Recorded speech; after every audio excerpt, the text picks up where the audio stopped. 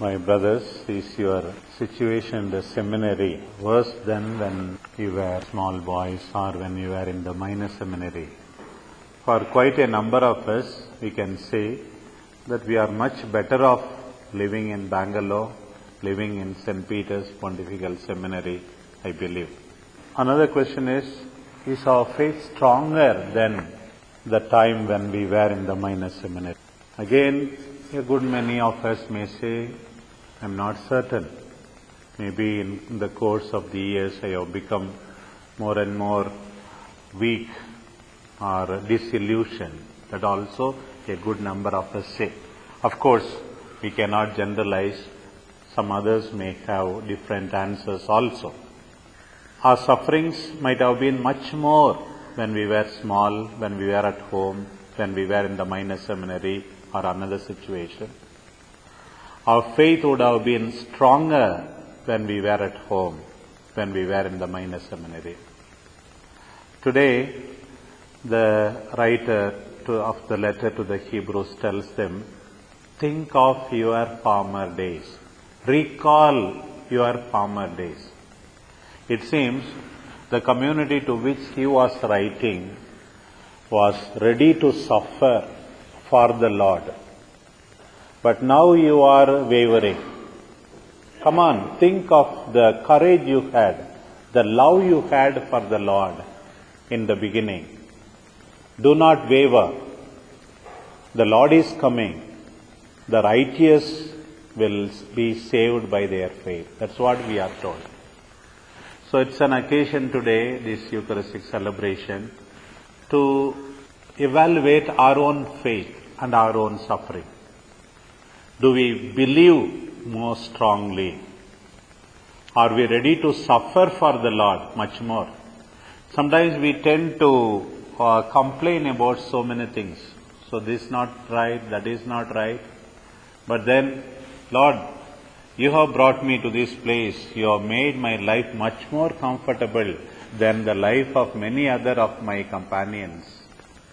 Lord, I was willing to suffer much more for you. Maybe I am weak in the faith, then I begin to complain about everything. For whom I have come, for what purpose I am undergoing this formation, we have to call this. That's the first lesson, my dear brothers.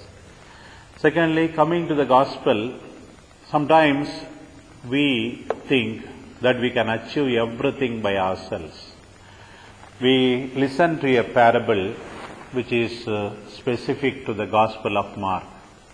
The sower scatters the seed. That's all he does. And then he sleeps, he gets up, sleeps, gets up. But there is power within the seed. The land does its part. And finally the blade, then the ear, then the grain. So why it is told to us? Marx tells us, God is in control. We are not in control. But what we have to do our part every day. We have to do our part, irrespective of the best of our efforts. We can't achieve anything. We have to think that God is in control of everything. We need not be discouraged. Sometimes nothing seems to be happening. And we have to be also patient. I remember when I was a small boy, we used to cultivate groundnuts in our field. So because the leaves are very, very green, I used to be so curious to pluck and see whether there are some groundnuts down. I spoiled so many, and my brothers used to scold me because I thought this part of the land it is not there, the other part it's still grown, so it will be. All were sown on the same day. But we have to wait. We can't expect results on the same day. But every one of our efforts counts in the eyes of the Lord. That's the second parable of today. The mustard seed, beginning. Humble beginning, small beginnings. So how big it becomes. That is the lesson for us today. So let us remember that we need to believe more strongly, suffer for the Lord more willingly. Let us be sure that God is in control of our life. Do not be discouraged. Do not be discouraged. At the same time, those of you who think that they have so many talents, do not be proud. In spite of your pride, you will go down only. Yesterday, the Cardinal beautifully said, some people think that they have knowledge. What is the use of knowledge? Your knowledge is made use of oppressed people.